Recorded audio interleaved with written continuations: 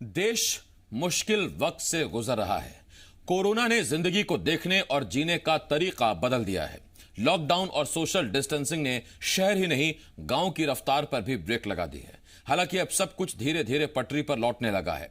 Work from home, e learning, online classes जिंदगी का हिस्सा बनती जा रही हैं। जाहिर है सबके लिए यह मुश्किल दौर है, लेकिन कुछ लोग हैं जो मुश्किलों से जूझना जानते हैं, हालात के हिसाब से नए रास्ते बनाना जानते हैं, और उनके इसी जज्बे ने उन्हें एक कामयाब शख्सियत बनाया है। वो बन चुके हैं एक आइकन। मध्य प्रदेश और छत्तीसगढ़ के ऐसे ही आइकन्स को देश और दुनिया के सामने लाना, उन्हें पहचान और सम्मान दिलाना हमारी एक पहल है। Icons of Madhya Pradesh Chhattisgarh.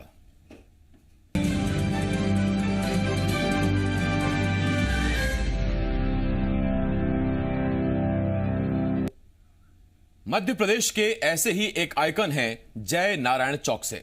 LNCT university के चांसलर और एचके कल्चरल एजुकेशन ट्रस्ट के चेयरमैन हैं। बड़े शिक्षाविद के तौर पर इनकी पहचान है। ये शिक्षा से समाज सुधार में विश्वास करते हैं। यही वजह है कि उन्होंने 16 साल बैंक में नौकरी करने के बाद शिक्षा के क्षेत्र में कदम रखा और अपनी एक अलग पहचान बनाई।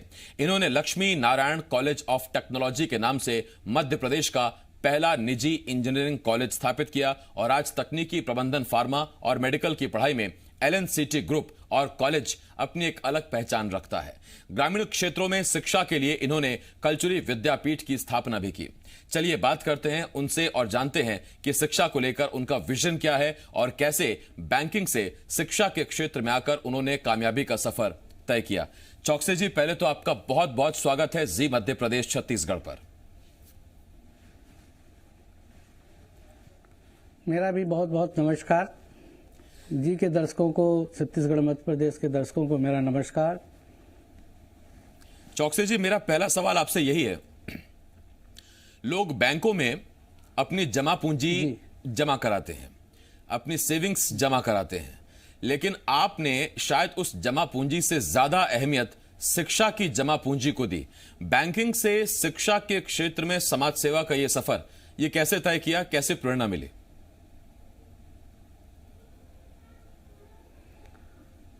सर, मैंने 16 साल स्टेट बैंक की नौकरी की। मेरे दिल में हमेशा ये भावना थी कि कुछ अलग अलग करो जी। और क्योंकि मेरे माता पिता दोनों शिक्षक थे, तो मैंने शिक्षा को अपना अस्त्र चुना। शिक्षा के माध्यम से मैं समाज में कुछ नई चीज़ लाना चाहता था। और मध्य प्रदेश में 93 के पहले कोई भी प्राइवेट इंजीनियरिंग कॉलेज नहीं थे। निजी क्षेत्र का कोई किसी तरह का कॉलेज नहीं था। मुझे सौभाग्य मिला, उस समय के जो भी रहनुमास थे, नेता लोग थे, उनसे मेरा संपर्क हुआ। उन्होंने मुझे कहा इंजीनियरिंग कॉलेज खोलने के लिए, और 93 में पूरे नॉर्थ इंडिया का फर्स्ट प्राइवेट इंजीनियरिंग कॉलेज खोलने का मुझे सौभाग्य मिला, जो कि आज भी हर दृष्टि से मध्य प्रदेश में तो प्रथम है ही है। यहाँ की परिस्थितियाँ उतनी संकुल नहीं थी जितनी कि अन्य प्रदेशों में है। हमारे बाद दूसरे प्रदेशों में इंजीनियरिंग कॉलेज खुले और हमसे ज़्यादा नंबर में खुल गए। हमारे यहाँ 1 लाख सीट तक इंजीनियरिंग कॉलेज की सीट हो गई थी, जो अब घट के मात्र 40,000 रह गई है। वो इस बात का प्रमाण है कि यहाँ पर एजुकेशन हब जिन प्राइवेट कॉलेजों ने, प्राइवेट लोगों ने जो योगदान दिया था सरकार को, उसको सरकार ने उसको उतनी महत्ता नहीं दी। यहाँ पर कई बार सबमिट हुए उद्योगों को बढ़ाने के लिए। ये भी एक बहुत बड़ा उद्योग था। इसे भी उद्योग का दर्जा देके यदि किया गया होता तो आज सरकार का बहुत बड़ा काम एजुकेशनिस्ट कर रहे होते, क्योंकि बिना विद्या के, बिना ज्ञान के कोई भी चीज़ नहीं की जा सकती। आज जो प्रधानमंत्री जी कहते हैं, इनोवेशन की बात करते हैं, मेक इंडिया की बात करते हैं, वो जब ही संभव है जब हम अपने बच्चों को उस योग्य बना दें, एजुकेशन में उन्हें आगे बढ़ा दें। बिना एजुकेशन में बढ़े कोई आगे नहीं बढ़ सकता। अपने आप में मध्य प्रदेश और उत्तर भारत का, मध्य भारत का पहला निजी इंजीनियरिंग कॉलेज खोलना, कितनी समस्याएं, चुनौतियां आपके सामने आई और संकल्प कैसे उन पर भारी पड़ा?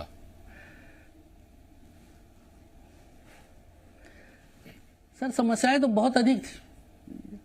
मैंने, हर कोई ये कहता था कि प्राइवेट कॉलेज कैसे चलेगा, कोई कानून कायदा था ही नहीं, ना कॉलेज खोलने का ना कॉलेज चलाने का। तो सबसे ये यहाँ तक ये परिस्थितियां तय हुई कि पूरे अधिकारी बोलने लगे कि प्राइवेट संस्थाएं नहीं चल सकती, और कानून कायदे बनाने की बात होने लगी। आप सोचिए ना, हमारे प्राइवेट कॉलेज खोलने के बाद दूसरे प्राइवेट यूनिवर्सिटी खुलना शुरू हुई। बहुत बड़ी समस्या तो ये थी कि कोई समझने को तैयार नहीं था कि निजी क्षेत्र में यहाँ के बच्चे मैक्सिमम 20-25 हजार बच्चे साउथ में जा रहे थे। केवल नॉर्थ इंडिया में महाराष्ट्र से नीचे केरल तक केवल निजी क्षेत्र के विद्यालय थे, ऊपर तो थे ही भी नहीं, एक भी नहीं थे। पूरे बच्चे चाहे बिहार से, उत्तर प्रदेश से, हरियाणा से, सब बच्चे कर्नाटका, तमिलनाडु, महाराष्ट्र जा रहे थे। जब हम लोगों ने पहला कॉलेज खोला तो बड़ा विरोध हुआ। यहाँ लोकल के अधिकारियों ने भी हमें उतना सहयोग नहीं किया जितना कि करना चाहिए। फिर भी आज एलएनसीटी किसी पहचान का मोहताज नहीं है। आज ऐसा नहीं है कि किसी ने एलएनसीटी का नाम न सुना हो। चौकसी जी, लेकिन मैं आपसे जरूर जानना चाहता हूं कि आज एलएनसीटी जिस स्थिति में है, जितनी बड़ी तादाद में विद्यार्थी यहां पढ़ रहे हैं, जितनी बड़ी तादाद में विद्यार्थियों को यहां शिक्षा दी जा रही है, आप संतुष्ट हैं? आपको लगता है कि आपने अपना टारगेट, गोल, मिशन हासिल कर लिया? और ये पहला कॉलेज दिग्विजय सिंह के शासनकाल में खुला, और उनके शासनकाल में 10 सालों में यहाँ पर करीब 100 इंजीनियरिंग कॉलेज, 150 इंजीनियरिंग कॉलेज खुल गए थे जी। उसके बाद इंजीनियरिंग कॉलेजों की संख्या कम होने लगी, एडमिशन भी कम होने लगे। पिछले 10-12 सालों में एडमिशन बहुत कम हुए, स्तर बहुत नीचे गिर गया। उसके कारण कई हो सकते हैं क्योंकि सरकार ने किसी भी तरह का प्राइवेट निजी इंजीनियरिंग कॉलेजों को कोई भी आर्थिक सहयोग नहीं दिया, और वो सब आज की डेट में जिस तरह की यूनिवर्सिटी और दूसरी प्राइवेट यूनिवर्सिटी भी खुलना शुरू हो गई हैं, इससे कई तरह की परेशानियां तो जरूर आई हैं जी। फिर भी यदि हिम्मत है, दिल में चाहत है, तो आप तो आगे बढ़ता ही है और बढ़ाए। बिल्कुल।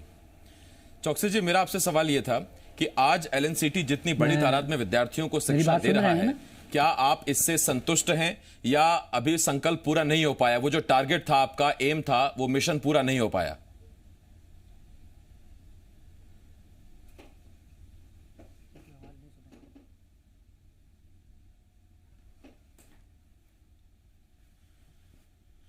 जय नारायण चौकसे चांसलर हैं एलएनसीटी के, हमारे साथ लगातार जुड़े हुए हैं, और आज हम आपको बता रहे हैं कि कैसे बैंकिंग क्षेत्र में काम करने वाले एक शख्स के मन में ये एक मिशन आया कि मैं शिक्षा के हथियार के दम पर कुछ और करना चाहता हूं। 16 साल तक एसबीआई में नौकरी करने के बाद मध्य प्रदेश का पहला इंजीनियरिंग कॉलेज खोलने की ठानी जय नारायण चौकसे साहब ने, और उसके बाद न सिर्फ ठानी बल्कि पहला private engineering college Madhya Pradesh की धरती पर खोलकर दिखा भी दिया। संकल्प उनका यह था कि यहां के बच्चे दक्षिण भारत जाते हैं, वहां के निजी इंजीनियरिंग कॉलेजेस में पढ़ाई करते हैं, घर से दूर रहते हैं, लेकिन भोपाल में, मध्य प्रदेश में उनके लिए अपना मध्य प्रदेश का इंजीनियरिंग कॉलेज हो, यहां के बच्चे वहां पढ़ें, ये एक सोच थी। चौकसे जी, मेरा अगला सवाल आपसे यही है, जो आपका टारगेट था, मिशन था, क्या आज उस टारगेट या मिशन को आप अचीव कर पाए हैं? उतनी बड़ी तादाद में विद्यार्थी यहां पर शिक्षा ले रहे हैं एलएनसीटी में, जो आपने मन में सोचा था, तय किया था?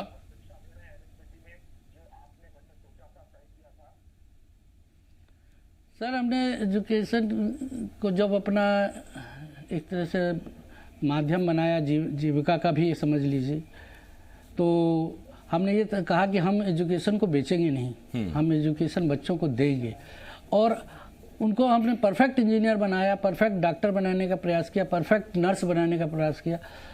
हमारी संस्थाओं में आज की तारीख में करीब 100% प्लेसमेंट है। वो मात्र इसलिए है क्योंकि कंपनी वालों को इंजीनियर चाहिए, उनको ये मतलब नहीं होता कि वो बच्चा किस सब्जेक्ट में इंजीनियरिंग कर रहा है, उनको ये मतलब होता है। और वो चीज़, वो संस्कार हमने दिया है। हम कोशिश करते हैं कि बच्चों को, जब हमने कॉलेज में ड्रेस शुरू किया तो लोगों ने कहा कि ये तो स्कूल चला रहे हैं। हमने कहा कि हमने लोगों को बताया, पेरेंट्स को समझाया कि देखो ड्रेस से एक समानता आती है। एक जैसा कपड़ा पहन के जब बच्चे आएंगे कॉलेज में तो उनको उनमें आपस में समानता की भावना आएगी। एक दूसरे से प्रति ये दिखावा नहीं होगा कि मेरा ड्रेस अच्छा है, मेरा ये।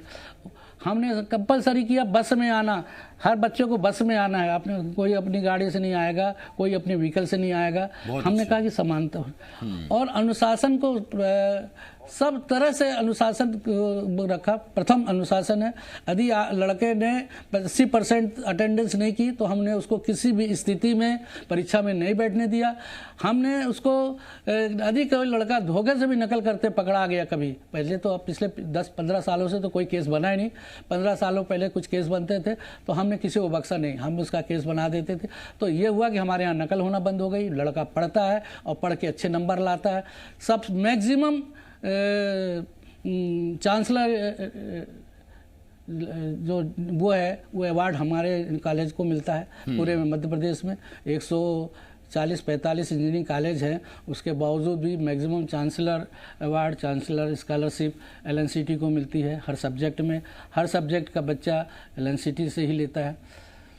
तो और इसके बाद हमने जहाँ भी दूसरी संस्थाएं खोली वहाँ पर भी हमने इन सब नियमों को पालन किया। इससे आज हमने अपनी अलग पहचान बना ली। जी चौकसी साहब, और उसी पहचान, हाँ, हमारे को जो उपलब्धियाँ प्राप्त करना थी। जी चौकसी साहब, मेरा आपसे अगला सवाल ये है, अब जब पूरी दुनिया कोरोना से जूझ रही है, कोरोना से प्रताड़ित है, दुनिया भर में करीब 4 लाख मौतें हो गई, शिक्षा पर भी बहुत असर पड़ा है भारत में। ऐसे में अब आप कैसे देखते हैं कोरोना के बाद का ये युग और कोरोना के साथ का ये युग? अब शिक्षा कैसे बच्चों तक पहुंचेगी, कैसे सोशल डिस्टेंसिंग के साथ बच्चे पढ़ाई करें, उन तक शिक्षा पहुंचाएं, ये आपने भी कुछ सोच रखा होगा, क्योंकि आप भी इतनी बड़ी यूनिवर्सिटी, इतना बड़ा संस्थान चला रहे हैं। सर, हमने निश्चित कर लिया है कि हम अपने संस्थानों को सोशल डिस्टेंसिंग के साथ ऑनलाइन, हमारे यहाँ भी पूरे हर क्लास चल रही है ऑनलाइन। हमारे टीचर ऑनलाइन टीचिंग ले रहे हैं, क्योंकि हम लोग टेक्निकल कॉलेज के, टेक्निकल हमारा इंस्टीट्यूट है तो हम तो मैक्सिमम काम कंप्यूटर से हमारा होता है और हमने इसमें सफलता भी पाई है। हमने वेब सेमिनार बहुत सारे किए, हमारे करीब हर सब्जेक्ट के वेबिनार हो चुके हैं और अभी जनरल मीटिंग्स भी हम जो भी है टीचर्स के आपस में ट्रेनिंग भी हम ऑनलाइन कर रहे हैं। तो ये तो अब कोरोना महामारी तो परमानेंट है, कोई ख़त्म होने वाली नहीं है जी। ये हमने जब बहुत छोटी उम्र में हमने पढ़ा था कि कोरोना जो है सर्दी जुकाम का एक वायरस है, तो ये वायरस उसको थोड़ा सा अलग रूप में आ गया है, कोविड-19 जो है।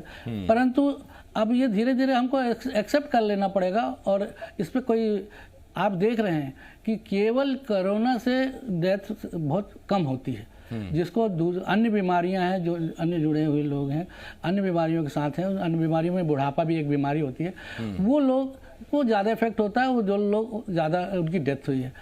इसलिए हम इसको कोशिश करेंगे कि कोरोना महामारी को साथ लेके हम इसके साथ हम अपने बच्चों को ट्रेन करेंगे, हम उनकी इम्यूनिटी बढ़ाएंगे, उनको पढ़ने में आगे बढ़ाएंगे कि वो जीवन संघर्ष कर सके और कोरोना को पछाड़ सके जी। इसमें हम हर तरह से शासन का भी मदद करेंगे। आपने शुरुआत में बहुत अच्छी बात कही, आपने कहा कि हमने ये तय किया कि हमें शिक्षा देनी है, शिक्षा बेचनी नहीं है। और ऐसे में आज जब ये कहा जाता है कि शिक्षा एक बहुत बड़ा व्यापार बन गया है, या यूं कहें कि सबसे बड़ा व्यापार बन गया है, कई ऐसे शहर हैं जो सिर्फ कोचिंग सेंटर्स के नाम से मशहूर हो गए हैं। राजस्थान का कोटा जिसका जिक्र किया जाता है, वहां कोचिंग सेंटर्स चल रहे हैं। शिक्षा अब बिकने लगी है, महंगी बोली उतनी कंफर्म सीट किसी भी इलाके में, किसी भी क्षेत्र में। यहां LNCT में आपका प्रयास क्या रहता है? सर, मेरा तो ये कहना है कि जितने भी आज जैसे इंजीनियरिंग की सीट है मध्य प्रदेश में, आज इतनी सीटें हैं, जितने बच्चे बैठ रहे हैं उससे ज़्यादा सीटें हैं, इसलिए इनको किसी तरह की कंपटीशन की जरूरत नहीं है। हायर सेकेंडरी से अच्छे हायर सेकेंडरी के मार्क्स से पे इनको एडमिशन होना चाहिए। इनको किसी तरह के जबरन इनको बच्चों को ये एग्जामिनेशन करा के, और ठीक है नीट के एग्जामिनेशन की आवश्यकता है क्योंकि वहाँ 8 लाख बच्चे बैठते हैं और एडमिशन 40,000 बच्चों को होना है, मगर पूरे इंडिया में आज इंजीनियरिंग की करीब 16 लाख सीटें हैं और बच्चे बैठते हैं 10 लाख 12 लाख। तो क्या जरूरत है इस तरह के एग्जाम, क्योंकि ये कोचिंग सेंटर वाले केवल वहाँ पर केवल उतना पढ़ाते हैं जिससे कि बच्चा केवल उतना ही जान पाए जो कि वहाँ एग्जामिनेशन पास करे। इसलिए मेरा तो कहना है कि बच्चों को यदि पढ़ाना है तो स्कूलों को थोड़ा सा, सरकार को स्कूल में ये कोचिंग सेंटर से बच्चों का भविष्य बिगड़ रहा है, उनका नॉलेज कम हो रहा है, पढ़ नहीं रहा है। चौकसी साहब, आप और जब हम कह रहे हैं कि आप एक शिक्षाविद हैं, बड़ा व्यापार हो गया है कोचिंग का। जब हम ये कह रहे हैं कि आप एक शिक्षाविद हैं, तो शिक्षा के क्षेत्र में सुधार भी हम आपसे जरूर जानना चाहेंगे। कहां कहां आपको जरूरत महसूस होती है आज के देश में एजुकेशन सिस्टम में?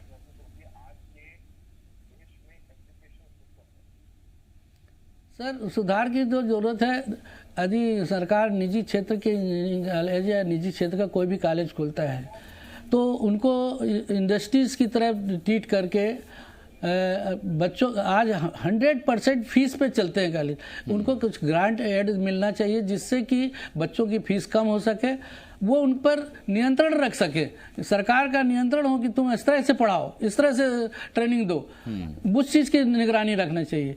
वहाँ तो निगरानी रखी जाती है कि आप इतनी फीस नहीं लोगे। अरे भाई, जितनी फीस यदि मध्य प्रदेश में जब शुरुआत हुई तो हमारे यहाँ जो फीस थी वो 23,000 और जब कॉलेज खुले यूपी में वहाँ फीस थी 68,000। तो हम अपने टीचर को 8,000 देते थे तो वो उनको 16,000 देते थे। हम टीचर को ट्रेंड करते थे, वो वहाँ चले जाते थे। यदि पूरे देश में सरकार ने ये कर दिया होता कि हमारे टीचर की तनख्वाह सरकार देगी तो हम बहुत अच्छे से टीचर को बच्चों को पढ़ा सकते। फिर भी हमने कोशिश की, जितना हमने बच्चों को, जितने टीचर को हम ट्रेन करते थे वो दूसरी जगह चले जाते थे नए कॉलेजों में। तो सरकार को चाहिए कि जो भी इंस्टीट्यूट हैं, जो प्राइवेट निजी क्षेत्र के कॉलेज हैं, बच्चों को वो स्कॉलरशिप दे रहे हैं, वो स्कॉलरशिप बच्चों को ना दे के इंस्टीट्यूशन को दें और उनसे कहें कि आप बच्चों को इस फीस पे पढ़ाओ, इतने कम फीस में पढ़ाओ जितने में वो पढ़ सके। ये पहली बार इस तरह की बात कोई शिक्षाविद कर रहा है कि कम फीस के लिए सरकार इसमें दखल अंदाजी दे, और यहां से आपके नेक इरादे पता लगते हैं। चौकसी साहब, एक छोटा सवाल मेरा आपसे, और एलएनसीटी की और आगे की क्या प्लानिंग है? क्या कुछ और शाखाएं खुलने वाली हैं, कुछ और फील्ड्स में आप जाने वाले हैं ताकि बच्चों को बेहतर शिक्षा मिल सके? सर, अभी हमने हमारी एलएनसीटी यूनिवर्सिटी हो गई और उसमें हमने करीब 20-22 संकाय खुल गए हैं और हमारे हर संकाय में हमने कोशिश की है कि हम उस तरह के एडमिशन नहीं करते हैं कि केवल नाम लिखाओ और डिग्री ले जाओ। हम पढ़ने के बाद ही डिग्री देते हैं। हमारा कहना है कि यहाँ पर बहुत स्कीम हुआ कि मेडिकल कॉलेज में एडमिशन होके गलत तरीके से एडमिशन होके लड़का डॉक्टर में। मेरी जानकारी से कोई भी डॉक्टर, कोई भी आदमी डॉक्टरी या इंजीनियरिंग बिना पढ़े नहीं कर सकता। नकल मार के कोई इंजीनियर या डॉक्टर नहीं बन सकता। ये मेरा अपना सोच है। बिल्कुल। चौकसी साहब, बहुत बहुत धन्यवाद, बहुत बहुत शुक्रिया। आप हमारे साथ जुड़े, आपने वक्त दिया, और तब जबकि बहुत से सवाल शिक्षा क्षेत्र से जुड़े हुए, कोरोना के दौर में शिक्षा पद्धति, शिक्षा प्रणाली, शिक्षा कैसे दी जाएगी, कैसे शिक्षा पहुंचाई जाएगी, उस पर आपने इन सवालों के जवाब दिए। बहुत बहुत शुक्रिया आपका। जय नारायण चौकसी साहब, चांसलर एलएनसीटी यूनिवर्सिटी, इस वक्त हमारे साथ जुड़े हुए थे।